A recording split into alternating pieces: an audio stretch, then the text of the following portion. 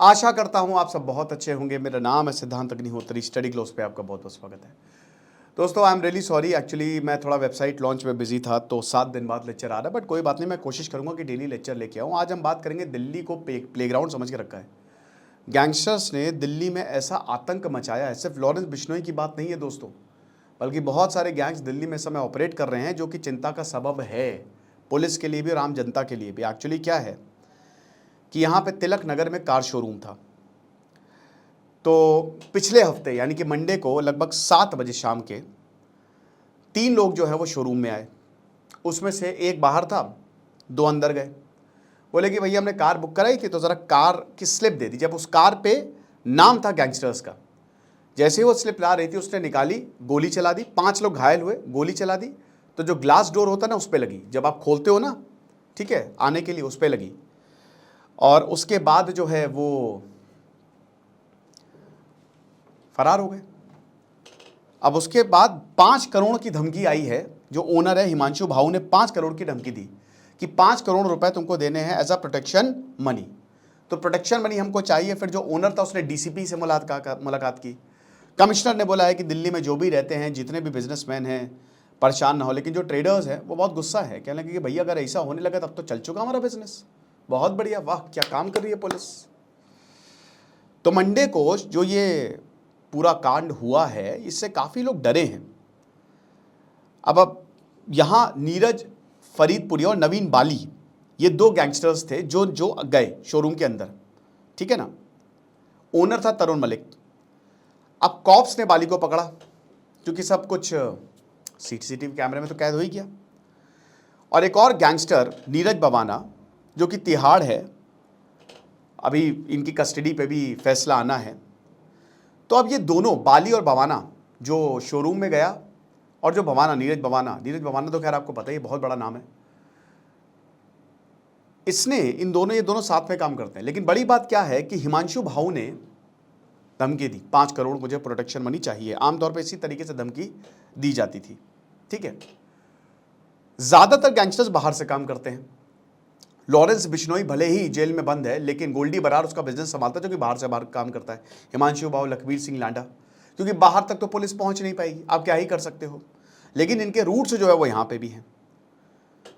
अभी शूटर्स कौन थे, they are still in the dark, है ना। बोला कि एक सोनू था। शूटर्स को, सॉरी, यहां पे आई एम रियली सॉरी, जो शूटर्स था, शूटर्स को, शूटर फरार है जिन्होंने गोली चलाई।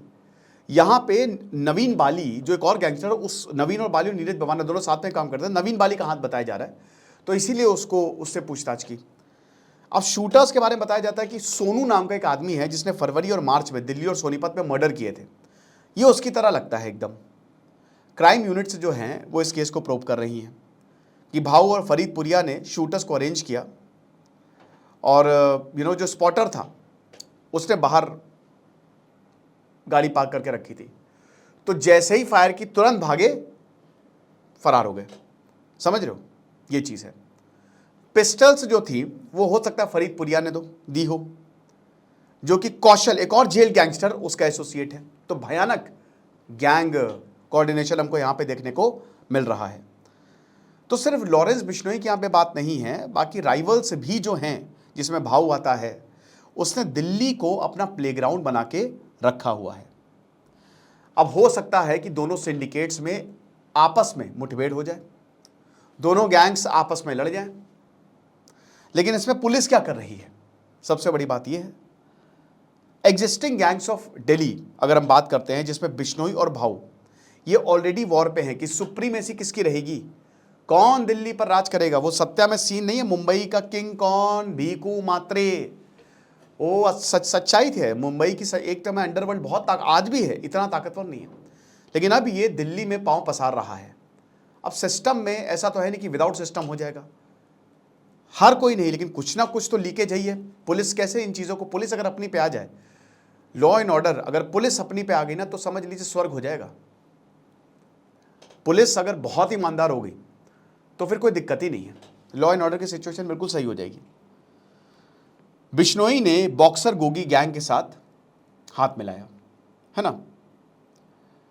रोहित गडारा, काला जठेड़ी और भाऊ, ये बम्बिहा गैंग के साथ है, ठीक है। बवाना, बाली, कौशल इनका अलग गैंग है। इसको भी कनाडा बेस्ड गैंगस्टर जो अर्शद अल्लाह है वो सपोर्ट करता है। तो गैंग्स जो हैं वो एक दूसरे से शूटर्स, वेपन्स, लॉजिस्टिक जो है वो शेयर करते रहते हैं। सोर्सेस ये भी बताते हैं कि जो शूटर्स हैं उनको बहुत जल्द अरेस्ट कर लिया जाएगा। इस तरीके के केस जो है ना, ये पिछले 6 महीने में रूटीन हो गए हैं। कोई आता है, धमका के जाता है बिजनेसमैन को, बोलता है पैसे दो, प्रोटेक्शन मनी चाहिए। जेल के अंदर से किडनैपिंग की प्लानिंग हो जाती है, कुछ नहीं कर पाते। तो प्रॉब्लम्स बहुत ज़्यादा हो गई, आपको पता है। और दिल्ली में ये प्रॉब्लम सामने है, ऐसा भी नहीं कि छुप छुप के हो रहा है। गैंगस्टर्स खुलेआम धमका रहे हैं, सामने धमका रहे हैं, सामने से कि हम तो मारेंगे। तो पुलिस क्या करे? पुलिस के पास सारे कॉन्टैक्ट्स है, सबको धरे, सबसे पूछताछ करे। पुलिस तो कुछ भी कर सकती है, गाड़ी भी पलट सकती है भैया, लेकिन उसके लिए विल पावर होनी चाहिए। हम सबको पता है कि पुलिस किस तरीके से काम करती है। डीसीपी ने बिल्कुल आश्वासन तो दिया है, लेकिन फिर भी ऐसे हर 6 महीने पे कोई आके धमका के चला जाता है। लॉरेंस बिश्नोई की गैंग में 750 के करीब शूटर्स हैं, आपको पता है। मुझे समझ में नहीं आता कि सरकार क्यों ऐसे प्लेटफॉर्म्स को ब्लॉक नहीं कर रही है जिनमें ये गैंगस्टर्स का नाम या ऐसे खुलेआम चीज़ें हो रही हैं। क्या ऐसी मजबूरी है सरकार की? तुरंत ब्लॉक करे, तुरंत एक्शन ले, ताकि जो हमारा नौजवान है वो इससे सेफ रहे, वो बचा रहे। वरना क्या होगा, कैसे होगा?